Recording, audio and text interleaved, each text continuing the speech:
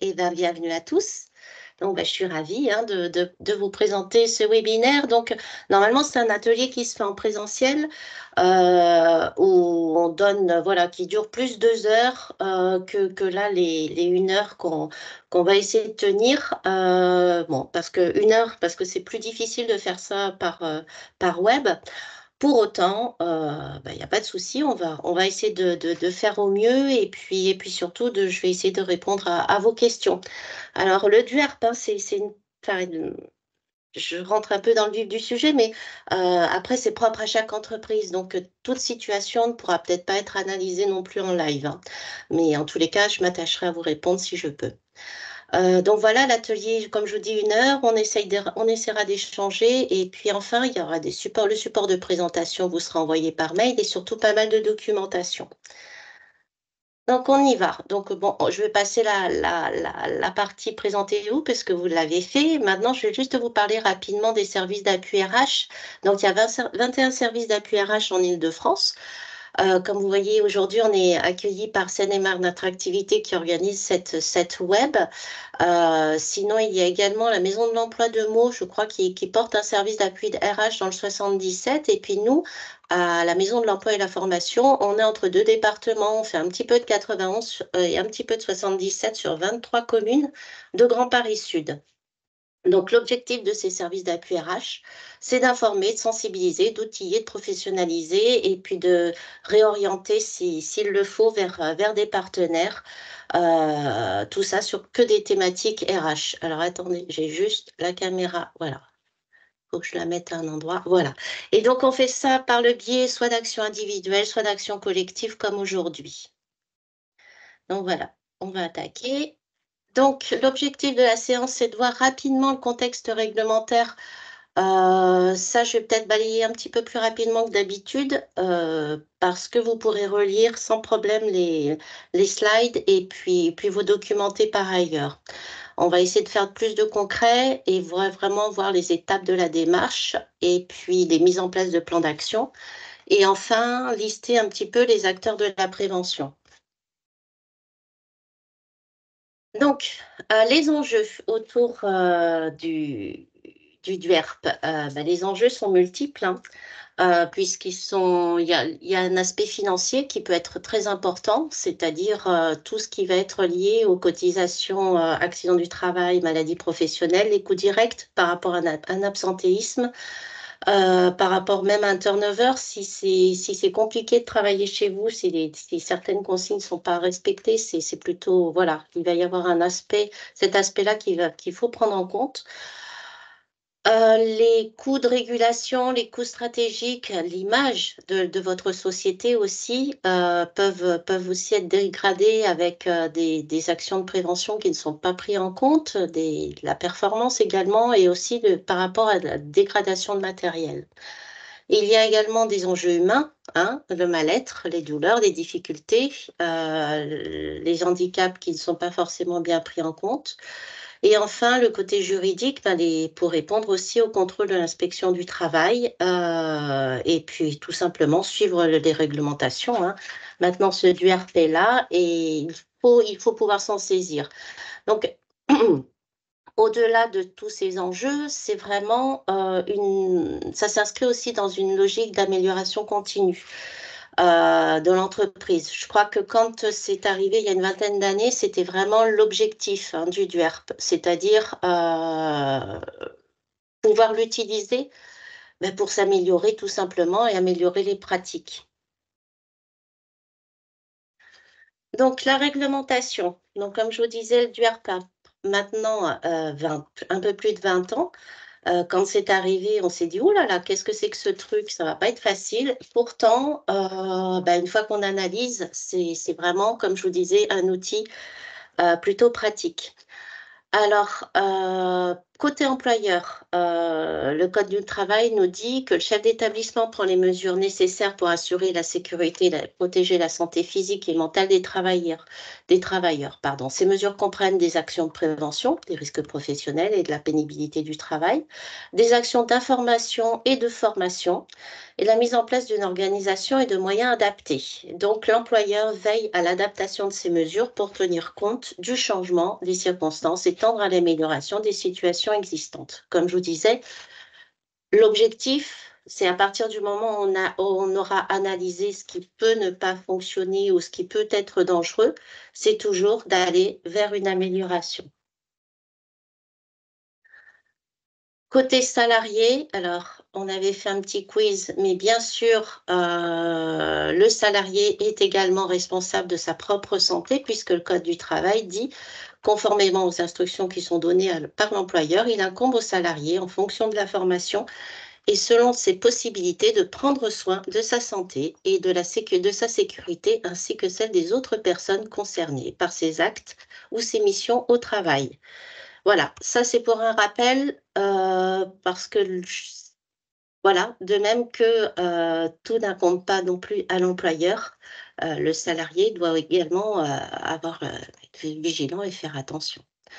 Donc les principes généraux de la prévention, source de l'INRS. Donc l'INRS, ça va vraiment être un support pour vous aussi, essentiel pour vous aider dans vos démarches, hein, de DUERP.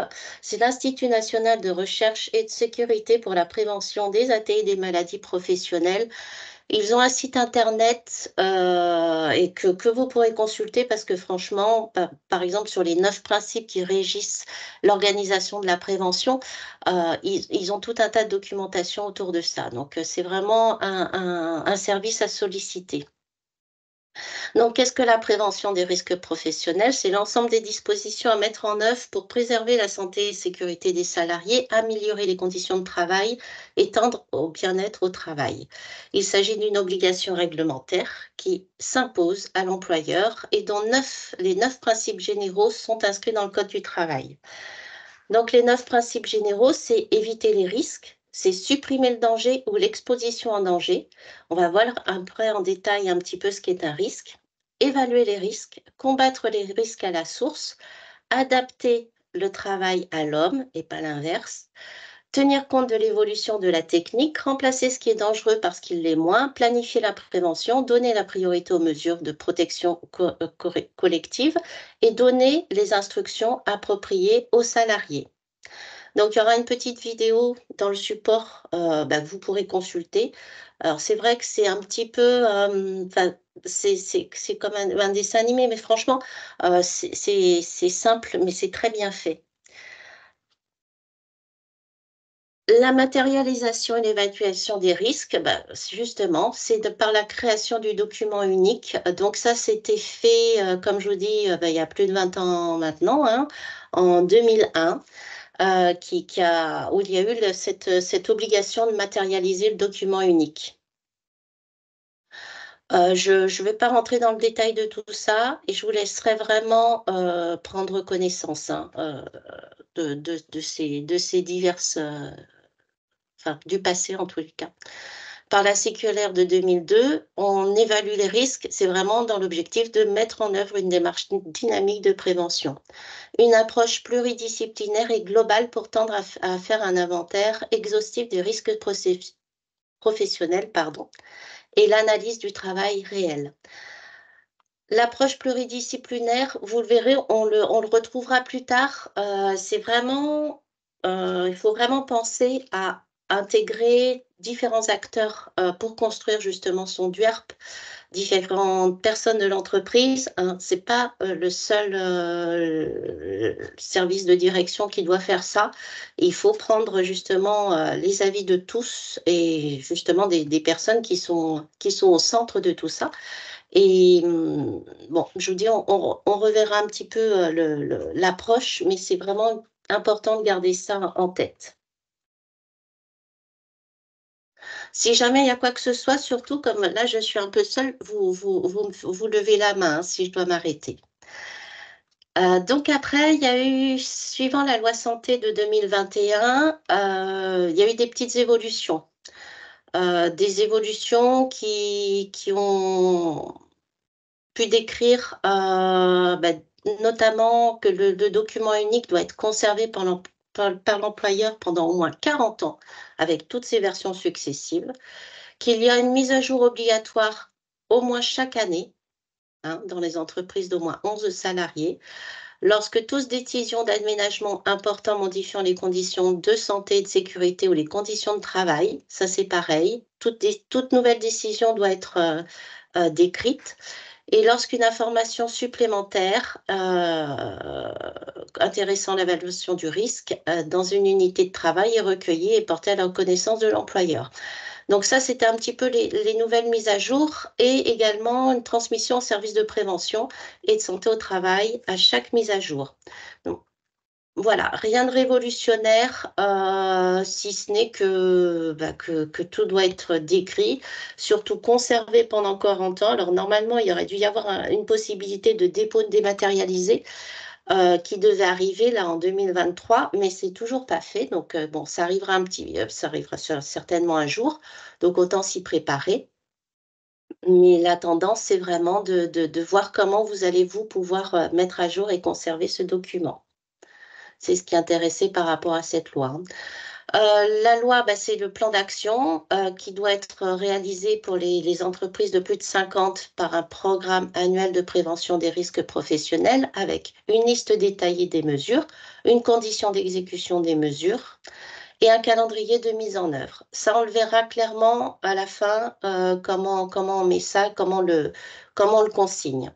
Et pour les entreprises de moins de 50 salariés, vous devez définir et consigner une liste d'actions de prévention des risques de protection des salariés. Bon, voilà, c'est un petit peu moins développé que pour les plus de 50, mais très sincèrement, moi, je préconiserais presque de faire d'ores et déjà, même si vous êtes un peu moins de 50, de faire comme les plus de 50 parce que les mesures sont plutôt intéressantes. Bien sûr que le DUERP, peut être utilisé et doit être utilisé pour établir le rapport annuel, hein, faisant le bilan de la situation générale de la santé, des sécurités et des conditions de travail dans l'entreprise. Donc, c'est un document d'amélioration continue, mais vraiment aussi qui permet le dialogue social. Donc ça, c'est pareil. Je veux dire, vous ne faites pas ça que pour remplir une obligation. Ce document doit vous servir aussi auprès de vos représentants. Également pour la prise en charge de la formation nécessaire à l'exercice des missions en matière de santé et sécurité pour les membres du CSE. Ça, il ne faut pas oublier que les membres du CSE doivent être aussi formés à tout ça, hein. La loi santé. Encore, ce qui a été ajouté, il doit être c'est juste la mise à disposition en fait du RP, il doit être consultable par les travailleurs et les anciens travailleurs. Un ancien travailleur pourra une personne qui sera passée dans votre entreprise pourra également vous questionner sur le DUERP, hein, donc il pourra, vous pourrez lui montrer. Hem Les membres de délégation du personnel du comité du CSE, les services de prévention de santé au travail, ça reste assez logique. L'inspection du travail, les préventions des organismes de sécurité sociale, c'est pareil, ça peut être demandé. Les organismes professionnels de santé et de sécurité des conditions de travail, tout ce qui va vraiment être autour de la santé et les inspecteurs de radioprotection, là, c'est si vous êtes soumis à ce type de risque. Hem Oui, donc je vous disais, il faut vraiment voir après comment conserver les versions successives du document unique, dans votre entreprise et surtout faire la passation à d'autres personnes, hein. On n'est que de passage dans une société, donc trouver la meilleure solution pour que ce document reste, vraiment, enfin soit conservé, enfin il y a un historique consultable facilement. Donc ça, je vais passer, parce qu'il y a pas tellement d'intérêt pour le moment par rapport à ce qui nous incombe. En tous les cas, voilà, l'absence du DUERP pour, non-présentation au service de la DRIETS, voilà, c'est 1 500 € et surtout en cas d'accident grave, là, c'est la faute inexcusable, qui est reconnue directement et ça peut vous amener vraiment très, très loin. OK, donc comme je vous disais, c'est vraiment une étape, d'amélioration continue de votre entreprise et comme vous avez pu le voir ou le comprendre, il ne doit pas rester figé et devra faire donc, l'objet de mises à jour régulières. Alors qu'il élabore, donc l'obligation de retranscription des résultats de l'évaluation des risques incombe à l'employeur. Lui est seul responsable du document, même s'il confie sa réalisation à un chargé de sécurité ou toute autre personne qu'il estime compétente pour le faire. Qui sera associé à tout ça? Les membres, du CSE, le service de prévention de santé au travail et les organismes éventuellement extérieurs. Voilà, mais la responsabilité, ce sera quand même bien sûr, la part de l'employeur. Donc autant que vous sachiez ce qu'il faut mettre dedans, que vous maîtrisez un petit peu le sujet. Donc on rentre un peu plus dans le vif du sujet maintenant, les grandes étapes de la démarche.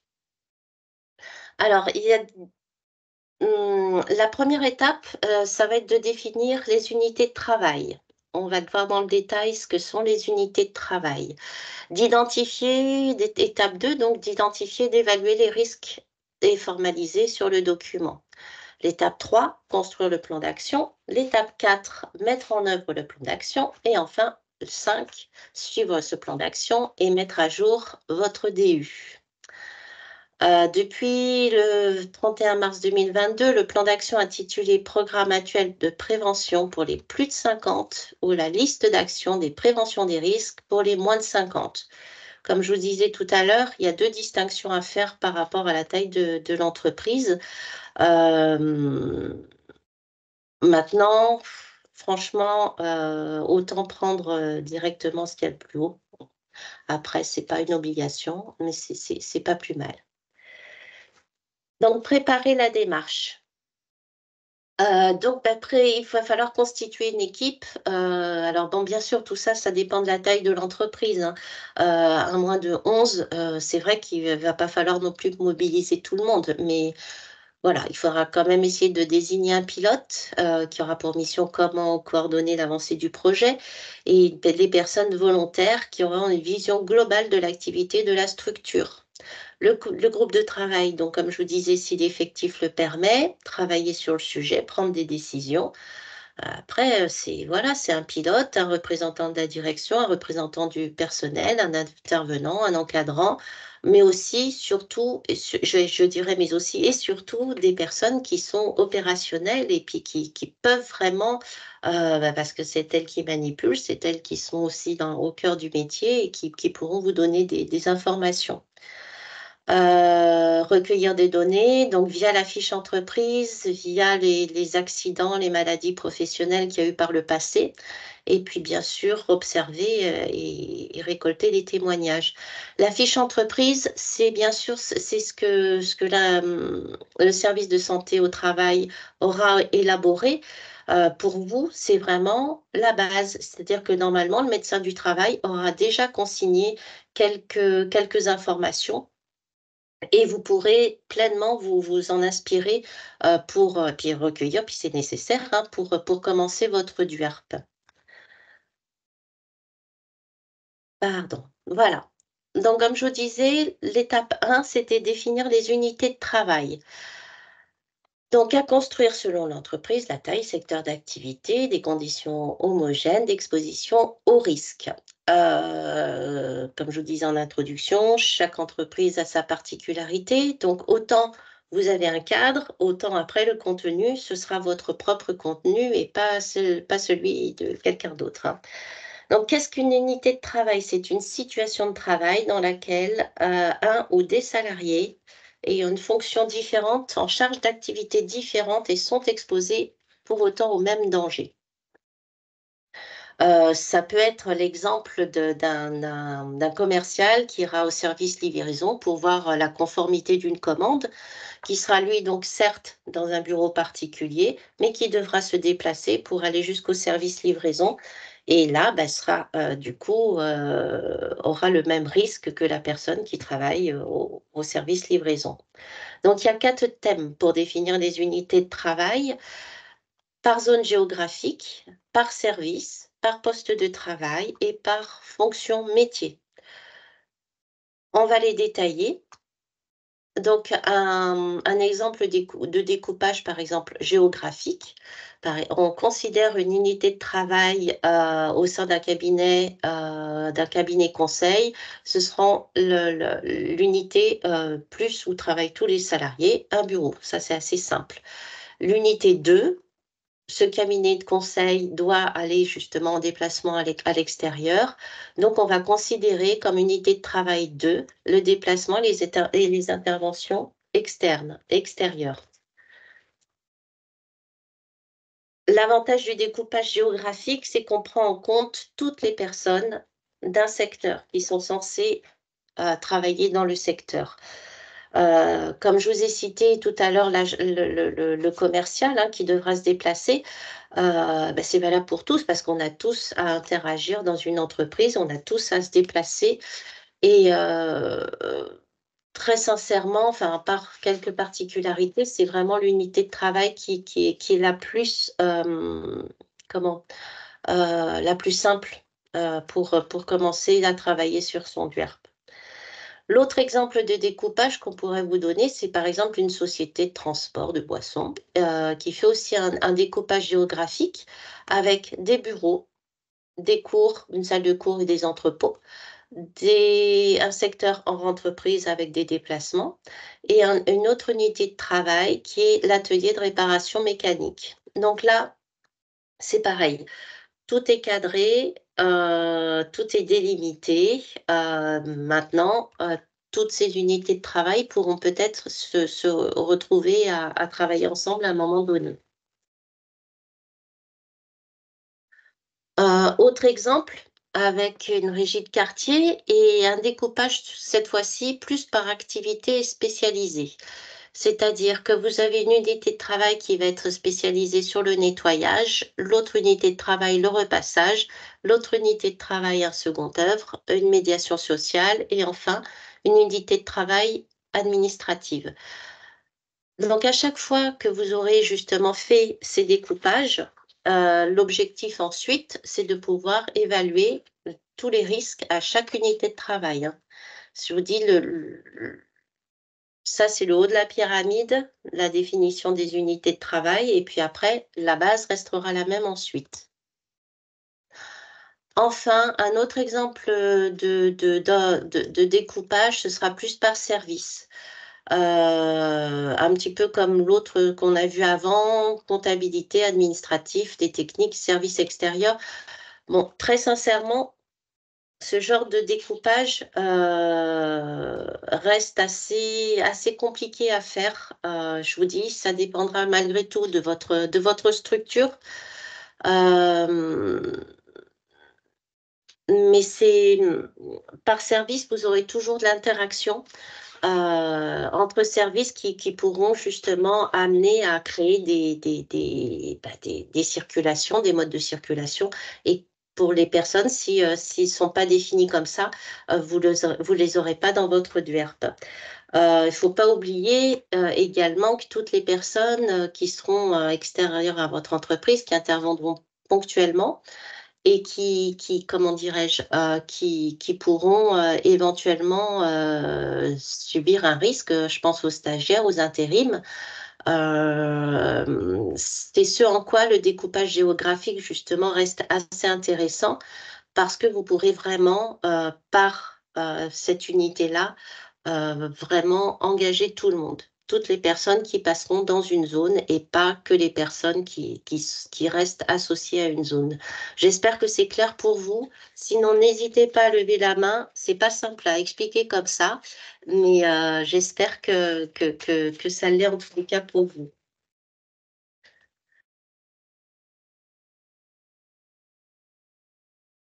N'hésitez Alors, pas, hein, si après, vous avez des questions, hein. voilà, ouais, je reste à l'écoute.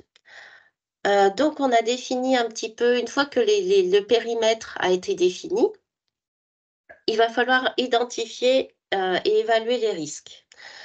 Alors, on va essayer de faire un inventaire, hein, pour chaque unité de travail, donc par rapport aux unités de travail que vous aurez définies, s'appuyer sur des données recueillies, hein, lors de la phase de préparation, s'appuyer sur des échanges avec les salariés et caractériser la situation, d'exposition.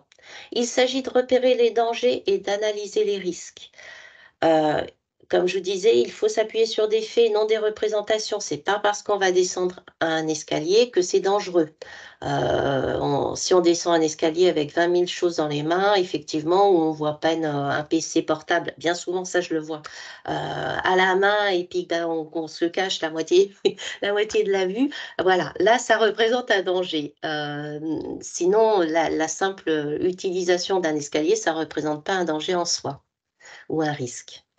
Donc, on va voir justement, comment on peut, identifier, ces risques. C'est d'identifier une situation dangereuse. Donc là, on voit qu'on a des petites bonbonnes de gaz, c'est le danger. C'est exposé, enfin non, justement, c'est des, comment dirais-je? Des produits dangereux qui sont juste à côté de bonbonnes ou de choses comme ça. Donc si vous voulez, c'est l'ensemble qui fera le risque, c'est-à-dire c'est de mettre ces produits dangereux à côté des bonbonnes de gaz où on pourra avoir un risque d'intoxication. Idem pour la scie. La scie ne représente pas forcément, enfin, peut être dangereuse. Si elle est mal utilisée, on aura directement la coupure. Donc c'est comme je vous disais, c'est pas forcément, le danger ne vient pas forcément de ce que l'on fait, c'est comment, l'exposition est faite et comment on utilise, comment ce danger, peut être, je sais pas moi, appréhendé, si je puis dire ainsi. J'ai mis d'autres exemples d'identification des risques. Hein, ça vous retrouverez justement, je l'ai retrouvé la diapo sur l'INRS, les risques de chute, les risques de chute en hauteur, les risques liés à la circulation interne de véhicules et d'engins, les risques routiers pendant les missions, les risques liés à la charge physique, de travail, des risques liés à la manutention. Bref, je vous laisserai consulter tout ça, il y en avait 20, hein, j'ai pas tout mis, mais déjà ça peut être pour vous, voilà, avoir un petit support, pour reconnaître ces risques. C'est pareil, les situations de travail, c'est de coactivité, c'est-à-dire que quand il y a plusieurs donc ça, le DUERP, il est fait pour votre entreprise en interne. C'est pareil pour toutes les personnes, comme je vous disais, qui viendront travailler chez vous, y compris des intervenants qui pourront venir, travailler dans votre entreprise. Ces personnes-là, il faut pouvoir les identifier et il faut pouvoir, pareil, identifier les risques. C'est pour ça que je vous dis, on en revient toujours à cette, découpe, pardon, d'unités de travail par secteur géographique, parce que si enfin, vous serez sûr au moins que toutes les personnes qui rentreront, qui sortiront de votre entreprise, passeront par une zone géographique et donc seront, répertoriées, enfin les risques seront répertoriés dans leur DUERP.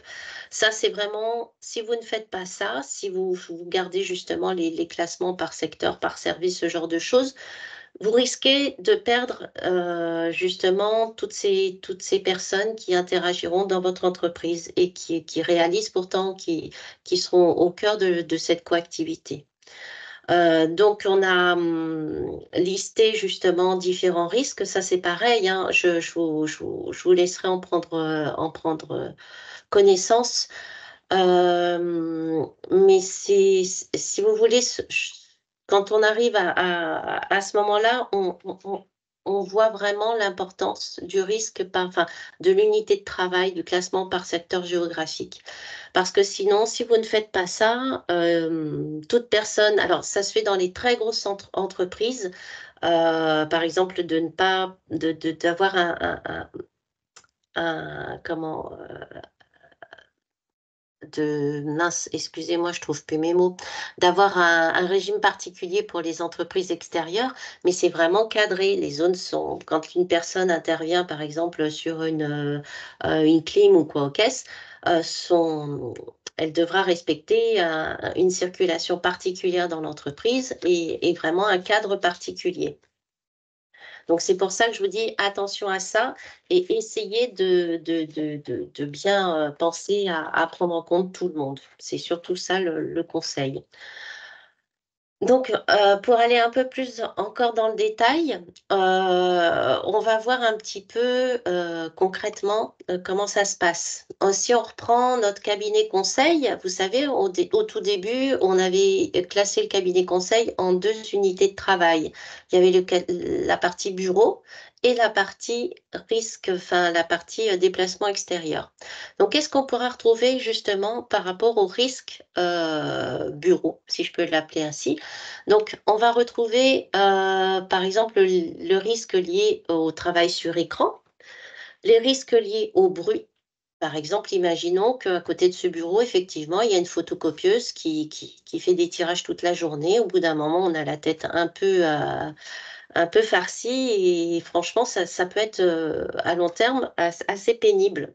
Et enfin, on a pris en compte également les risques psychosociaux. Donc, par rapport au risque de travailler sur écran, on va prendre le risque, on va essayer de le décrire et ensuite nommer une conséquence et on verra par la suite comment remédier tout ça. Donc, le risque de travailler sur écran, c'est travail en continu sur les écrans, nécessite de compte rendu, siège inconfortable, éloignement du téléphone, pression temporelle.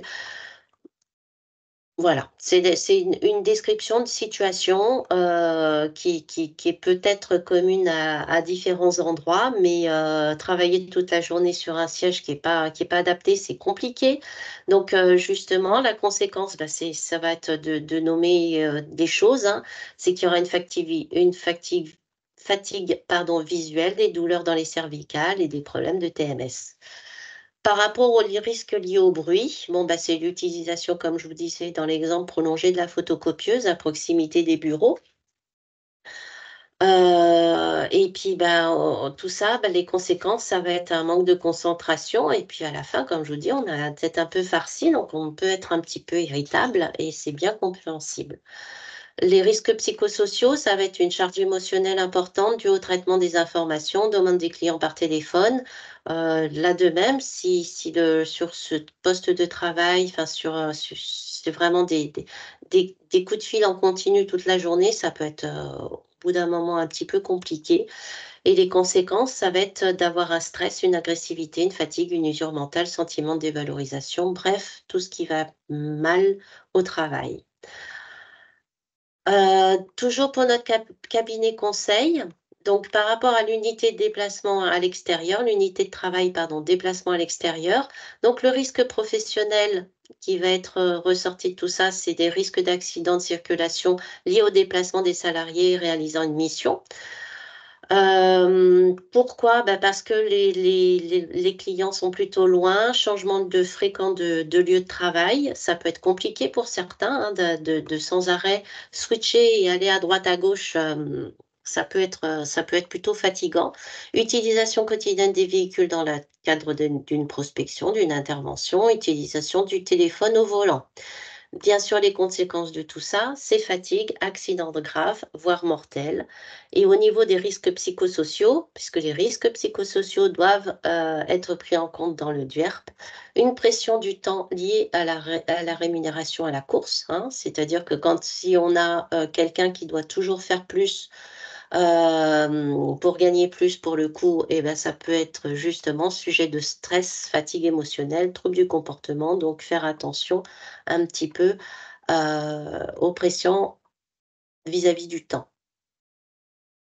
Donc, j'espère que les exemples d'identification des risques là, par unité de travail, ça vous parle. On va voir justement par rapport aux autres, unité de travail dont je vous ai parlé tout à l'heure rapidement, mais vous reverrez en détail parce que je voudrais avancer pour vous montrer autre chose plus en détail. Vous pourrez les revoir, hein. Là, on faisait donc, par rapport à la régie de quartier, si vous vous souvenez, plus une unité de travail un petit peu, comme si on partait du service, un service nettoyage, risque chimique, risque de chute avec dénivellation, toujours les RPS à prendre en compte. Et donc à chaque fois, une fois que vous aurez défini votre unité de travail, c'est à ce moment-là que vous pourrez nommer le risque, le décrire et avoir les conséquences. En fait, c'est vraiment à chaque fois le comment dirais-je? Au niveau du process, c'est ce qu'il faudra faire. Alors je vous inviterai aussi pour les petites structures à inviter à agir peut-être un petit peu différemment. Si vous savez pas trop délimiter justement, enfin normalement pour une petite structure, ça doit être assez simple de délimiter les par secteur géographique. Mais, si vous avez des je veux dire un établissement un petit peu vaste, vous pouvez partir aussi du risque et ensuite voir, comment définir les zones. Ça peut être aussi une source de procéder un petit peu à l'inverse. Donc on a vu un petit peu comment, faire les unités de travail, comment, nommer le risque, comment le décrire, vu les conséquences. Maintenant l'étape suivante, c'est justement d'identifier et d'évaluer les risques et de justement pouvoir formaliser le document unique. Bon, on n'a rien inventé, c'est une grille, de cotation, hein, que je vais vous présenter et puis où on va devoir, codifier la fréquence d'apparition de la situation analysée, le niveau de gravité, hein, ou du dommage potentiel, la maîtrise du risque. Bon, ça, c'est par rapport, aux mesures qui auraient été prises. Donc, pardon, hem donc voilà, je vais pas m'étendre, on va le voir, justement un petit peu plus en détail, derrière. Mais la grille de cotation vous aidera vraiment à pouvoir analyser et voir la gravité de l'éventuel dommage. Donc, l'exemple de grille de cotation, on va donc faire une fréquence, la durée d'exposition. Donc c'est là où vous verrez si c'est rare, si c'est occasionnel, si c'est fréquent, si c'est très fréquent. D'accord? Donc fréquence ou durée, hein, on aura le F à retenir, dans la formule de calcul. La gravité, c'est pareil, faible, moyenne, grave, très grave. Donc vous vous référez, c'est pareil à cette grille pour aller plus en détail. Et enfin, le niveau de maîtrise, c'est-à-dire, qu'est-ce que vous allez, est-ce qu'il y a des actions que vous aurez pu mettre en place pour justement maîtriser ce risque? Pareil, excellente, bonne, moyenne, aucune. Vous vous servirez de ce classement pour réaliser votre grille de cotation. Comme je vous disais, par rapport aux fréquences, gravité, maîtrise, vous retrouverez ici justement pour avoir un résultat, à cette évaluation, il faudra faire la fréquence multipliée par la gravité, multipliée par la maîtrise et qui vous donnera un taux de risque. Si bien sûr ce taux est préoccupant, là, il va falloir prendre des mesures correctives, le plus rapidement possible. S'il y a bon, après vous verrez, c'est pareil, hein, selon vos risques, selon, ce que vous aurez défini, comment ça va, comment vous pourrez, analyser tout ça. Heu,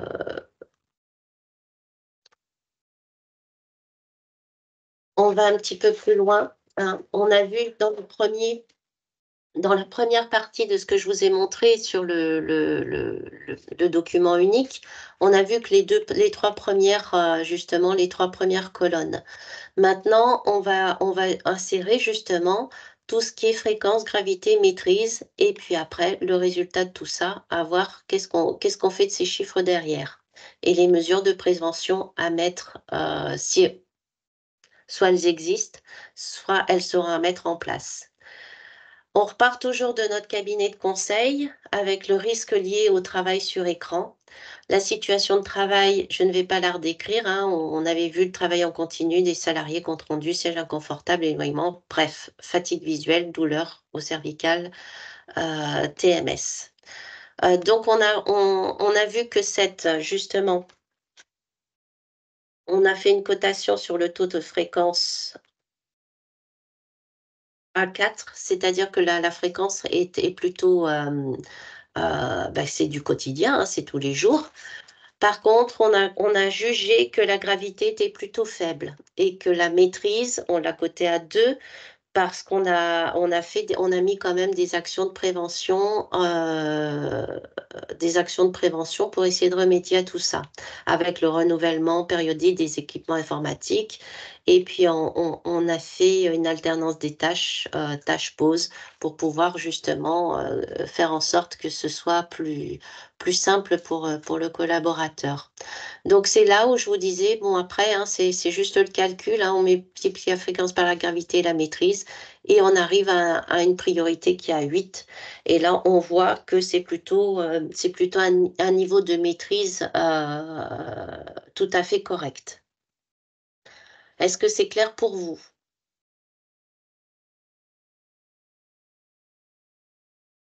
Je vais considérer que le non-réponse est considéré comme un oui. Donc ensuite, on avait le risque lié au bruit, utilisation prolongée de la photocopieuse à proximité des bureaux du salarié. Là, ça engageait un manque de concentration. C'est pareil, taux de fréquence, comme c'est du quotidien, il est à 4.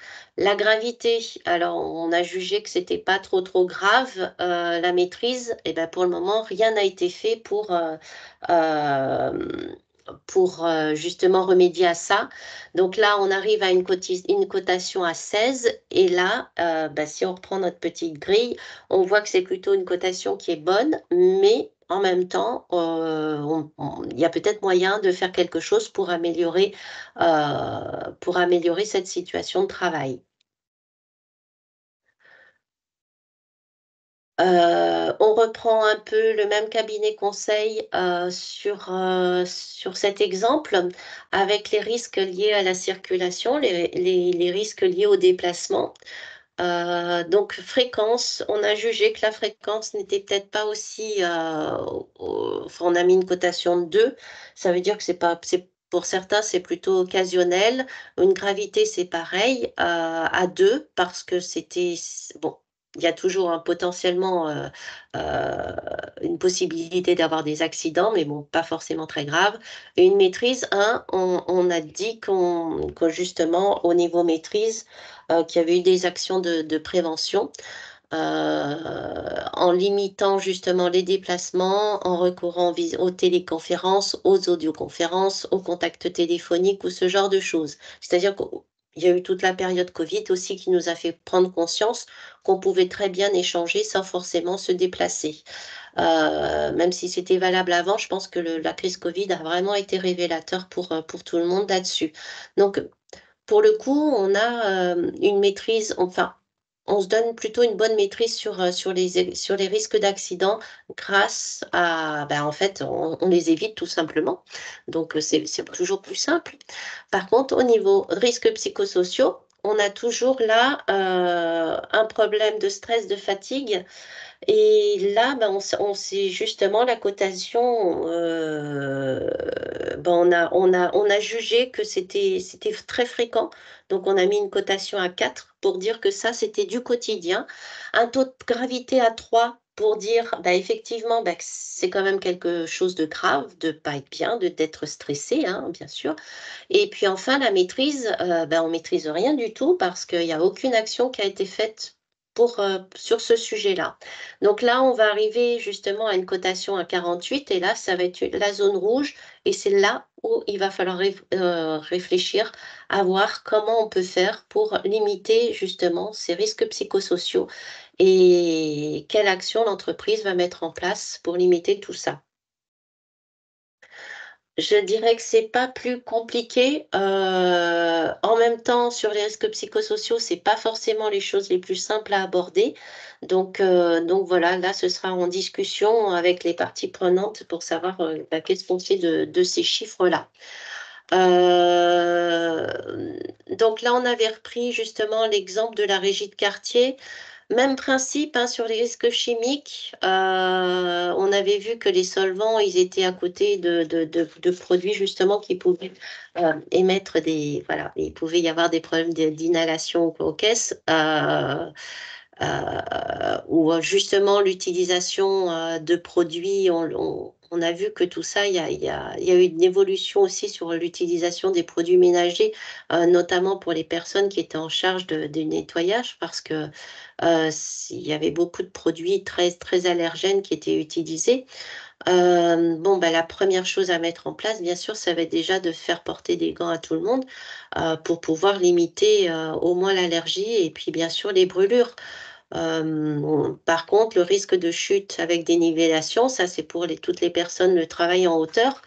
Ça, c'est des choses où c'est un petit peu plus compliqué à utiliser peut-être d'autres matériels pour pouvoir éviter ce que la personne, hem, doive, elles, monter en hauteur, mais qu'il y ait quelque chose peut-être, un dépoussiérage, qui est possible avec un matériel particulier pour accéder à hauteur. Comme je vous disais enfin, on avait vu les 9. Ce qu'avait, dit l'INRS justement sur les mesures à prendre, c'est pas l'homme qui doit s'adapter au travail, c'est vraiment c'est à nous d'adapter le travail, et l'utilisation de certains matériels à l'homme. Donc au niveau du nettoyage, des fois, bon, il y a des choses qui sont pas possibles, il y a d'autres fois des choses qui sont possibles. J'espère que je ne vous ai pas perdu. Hem, donc tous ces exemples, hein, vous les retrouverez et vous pourrez vous en inspirer, bien entendu, pour créer votre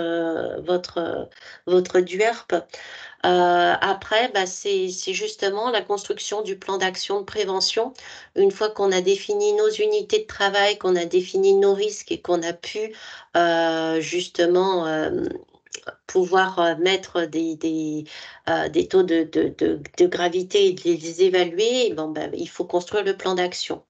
Donc on a toujours, bah, voir au sein du groupe de travail, prendre l'avis de tout le monde pour savoir, quelles actions seront possibles. Définir le plan d'action, opérer des choix, priorité sur les actions, désigner bien sûr, comme tout groupe de travail, les personnes en charge de la réalisation des actions et préciser les objectifs. Formaliser une trame, par un plan d'action des éléments, avec le plan d'action des éléments recueillis et synthétiser tout ça. Donc je vous dis, il y a une différence entre, justement les plus de 50 et les moins de 50. Ça, on pourra aller plus dans le détail après.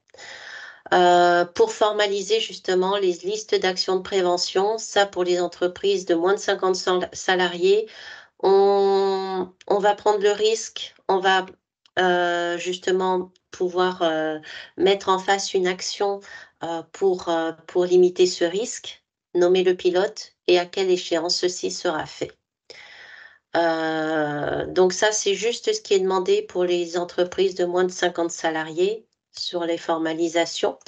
Et pour les plus de 50, bah, c'est à peu près la même chose, seulement il y a un indicateur, et surtout il y a des coûts qui seront approvisionnés.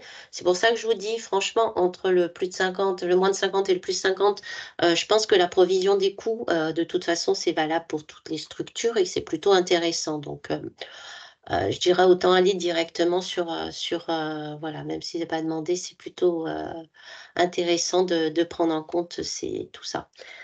Hem, donc eh bien, il y aura toujours le responsable de la mise en œuvre, les échéances, à quelle échéance on doit mettre ça et puis, quand est-ce que ce sera réalisé effectivement. Alors, il est évident qu'on ne peut pas mettre des choses en place dans une entreprise de 300 comme dans une entreprise de 10, hein. Il y en a pour la plus grosse, ça pourra prendre un peu plus de temps, mais très sincèrement, c'est ça l'idée, hein, c'est de pouvoir, tout lister et puis, de pouvoir tout tracer. Alors, les actions de prévention, elles peuvent être de nature différente et sont complémentaires. Comment faire une action de prévention? pour mettre en œuvre une démarche de prévention des risques efficace. Comme je vous ai dit depuis le début, il faut que l'ensemble des acteurs concernés s'organisent pour travailler ensemble. Pour prévenir le risque, la prévention doit être organisée, suivie d'une hiérarchisation et d'une planification. Je dirais tout simplement, c'est comme, comme toute démarche d'amélioration continue dans votre entreprise, c'est comme toute démarche, projet dans votre entreprise, bah, c'est prendre des sensibilités de chacun, faire travailler tout le monde ensemble et normalement, bah, on doit en tirer heu, plus d'avantages et plus d'infos que quand on est tout seul.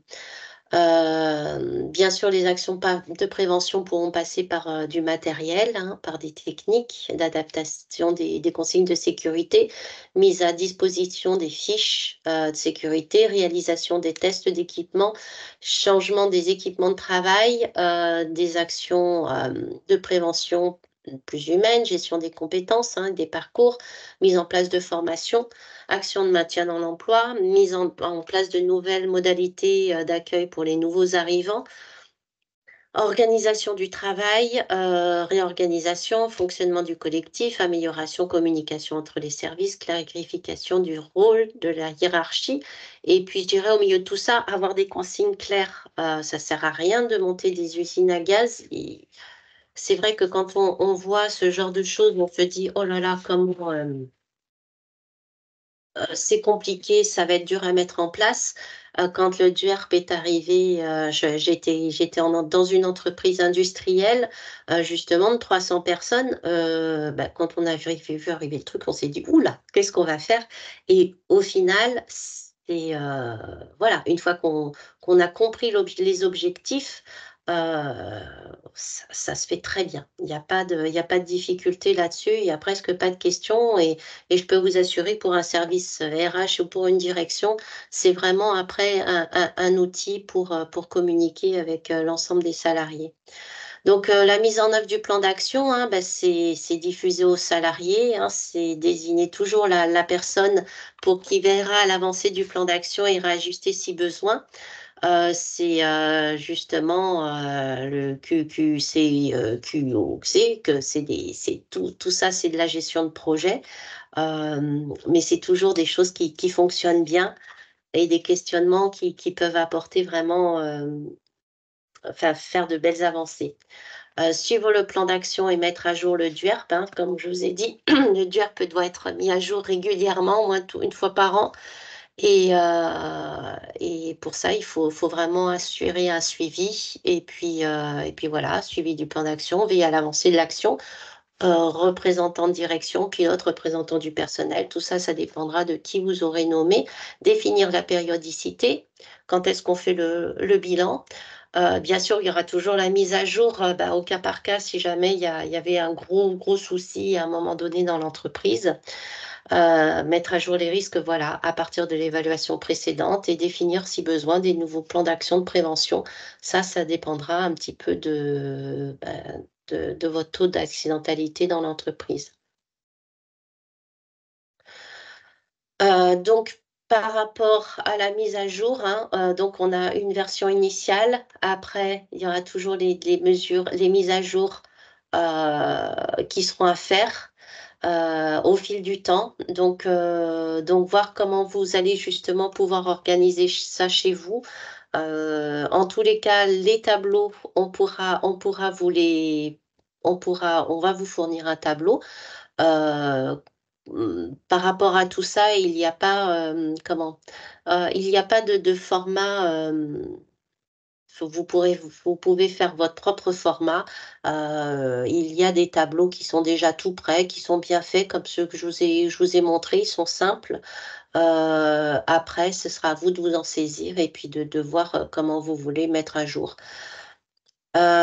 Également, il y a l'application, mise en place par l'INRS et l'assurance maladie, hein, qui pourront, pour vous tester, Wara. Vous pourrez suivre justement, comment faire, pour utiliser cet outil. Mais c'est pareil, ça c'est un outil, voilà, il est super bien fait. Vous pouvez vraiment l'utiliser et le prendre, avec vous. Les acteurs de la prévention, comme je vous avais dit en introduction, vous êtes pas tout seul. Il y a tout un tas de services que vous pouvez solliciter, notamment en externe. L'Adriettes reste aussi un interlocuteur là-dessus. Ils peuvent et c'est pareil, eux, il faut pas avoir peur de les solliciter. Ça fait peur quand on parle de direction du travail, mais pour autant, ils sont là aussi pour faire de la prévention et aussi pour apporter une aide, aux entreprises. La CRAMIF, les services de santé au travail, je dirais que ça, c'est le 1er interlocuteur que vous pouvez solliciter, c'est votre médecin de service santé en prévention. Bon, la médecine du travail, ça marche très bien aussi, pour vous aider dans cette réalisation. Et enfin, les organismes de sécurité, et comme je vous y disais, hein, l'INRS tout à l'heure propose plein de choses. L'ANACT, c'est pareil, il y a pas mal de choses qui peuvent vous aider sur les risques psychosociaux, notamment. Enfin ça, je vous dis, vous aurez tout un tas de documentation qui pourront, voilà, qui seront de vrais outils pour vous. Hem